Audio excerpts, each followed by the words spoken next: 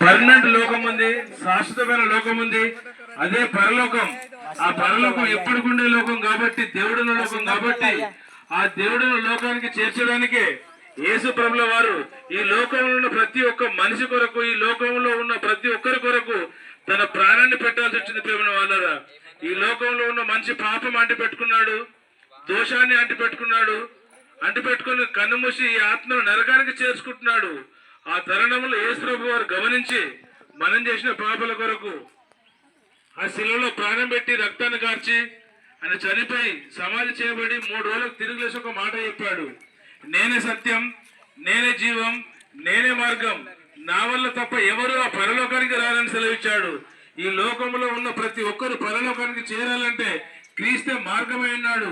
ఆయన 25 సంవత్సరాల క్రితం భూమి మీదకి వచ్చి మన కొరకు ఆయన ప్రాణం పెట్టాడు, మన కొరకు తన రక్తాన్ని కార్చాడు, మన కొరకు చిత్ర హింసలు చేయబడ్డాడు, మన కొరకు ఆయన రక్తాన్ని చిందించాడు. ఎందుకంటే ఆయన రక్తంలో పాపాలు కడిగి వేసుకుంటే మనం నీతిమంతులుగా అయిపోతాం, పవిత్రులుగా అయిపోతాం, పరిశుద్ధులుగా అయిపోతాం.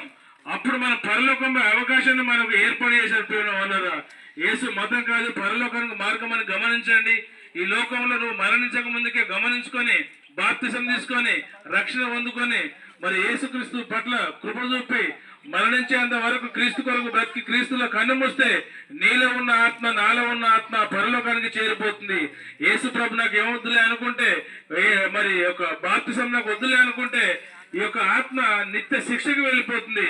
మరణించుకో ముందే గమనించుకొని ప్రతి ఒక్కరు క్రీస్తు కొరకు బ్రతకగలరని నా యొక్క మనవి. అందరికీ క్రిస్మస్ శుభాకాంక్షలు. ఒకనాడు యేసు మన పాపములకై పరిమళాన్ని వెదజల్లెను. ఒకనాడు యేసు మన పాపములకై పరిమళాన్ని వెదజల్లెను. ఆ యేసు మరణం నీ కోసమేనని ఇకనైనా గమనించవా? ఆ యేసు మరణం మన కోసమేనని ఇకనైనా గమనించవా?